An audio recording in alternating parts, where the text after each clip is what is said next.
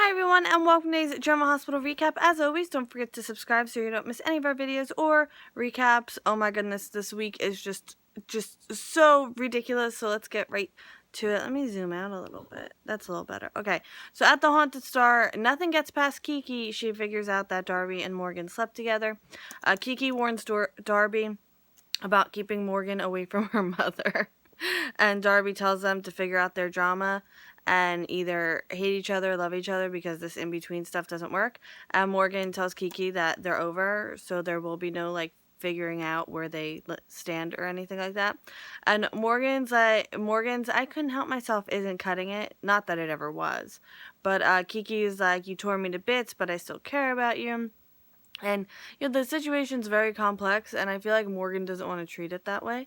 And he brings up her drinking, and she brings up all the things that, she doesn't want to deal with, which is, a lot more than just Morgan cheating on her, And Morgan wants to drive her home, or at least make sure she gets home safe, but she sneaks away with her keys. Valerie knows that Dillon switched the videos, and Valerie brings up how Dillon publicly humiliated Lulu. Didn't think me and Valerie would be on the same page this soon after the revelation, but turns out we are. She also says that, he's been dying to tell Lulu, and he didn't want it to come back to him because he didn't want Lulu to think of him every time she thought of her marriage ending. And amazingly, Valerie cares about how much Dillon hurt Lulu. That's her whole issue with him. It's not like how could you do this to me? You promised you wouldn't do this to me. It's nothing like that. She's like, how could you do this to Lulu?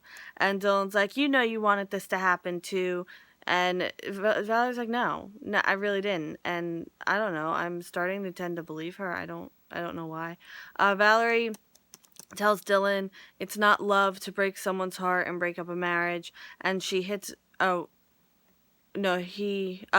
Valerie hits him with a truth bomb that Lulu's gonna hate him.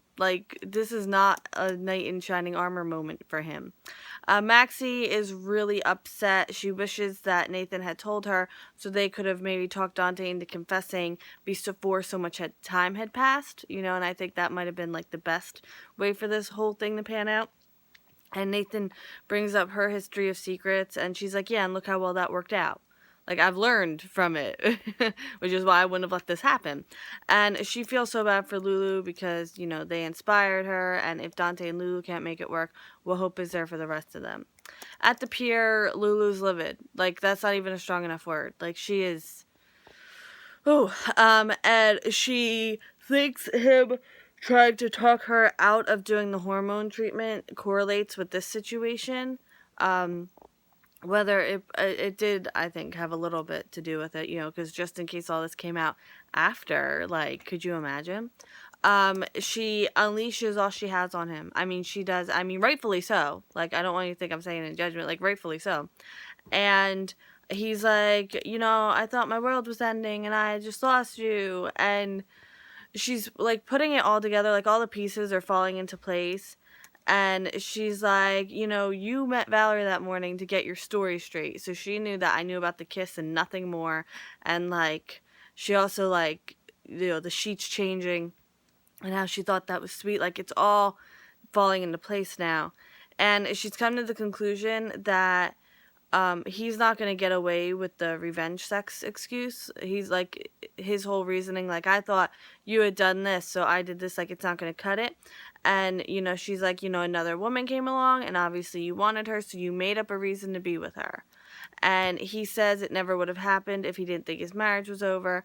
She's not letting him deflect onto her. She's like, you are not blaming me for this. You're not using me as an excuse. And she says, they've been living in two worlds ever since it happened. She doesn't believe for a second that he was going to tell her. She's sickened that she defended him to Dillon, and how Dillon jumped on this and used it to kiss her.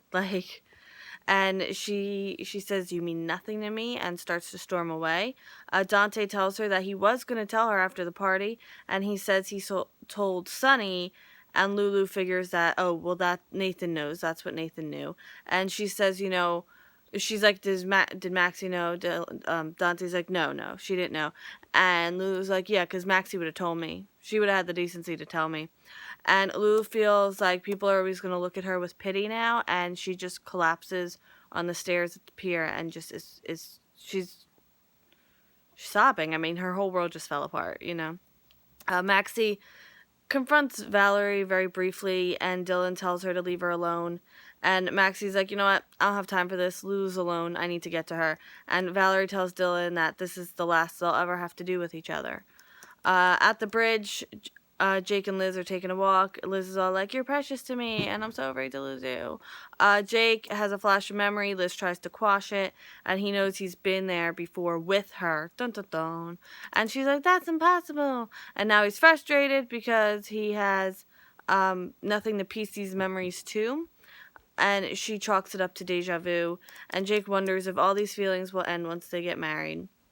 And, see, that's the difference between Liz and, like, Carly and Sam, because, like, every time he's with Carly and Sam and one of these flash things happen, they try to talk him through it and, like, get him maybe to remember something, but Liz is, like, just tries to quash everything.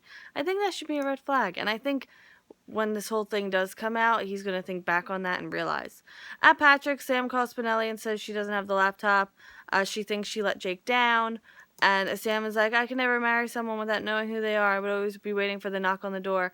And wouldn't you know, there's a knock at the door. But it's just Emma. She had a nightmare. And Emma's going to sleep in the bed with them. At the DNA test doctor clinic, wherever she is, Carly tells the doctor what she needs him to do. She tells the doctor she thinks the DNA will match Jason Morgan, so that way he knows like what to run it against, so we can move fast. He doesn't have to run it through a whole database, you know. He has the results. It's a perfect match. Jason's alive, and Carly knows. And the doctor leaves. Carly calls Jake. Can't get through to him.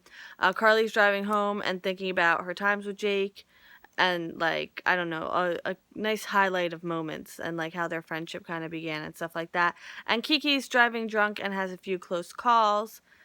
Oh, can you see where this is going? Because I can. So let's get to the end scene. Maxie finds Lulu and Dante, and she takes Lulu away. She's like, we're getting out of here right now. Dillon tells Valerie that he did her and everyone else a favor. And Valerie, and, you know, that she'll come around. Everyone will come around. And Valerie's like, don't hold your breath.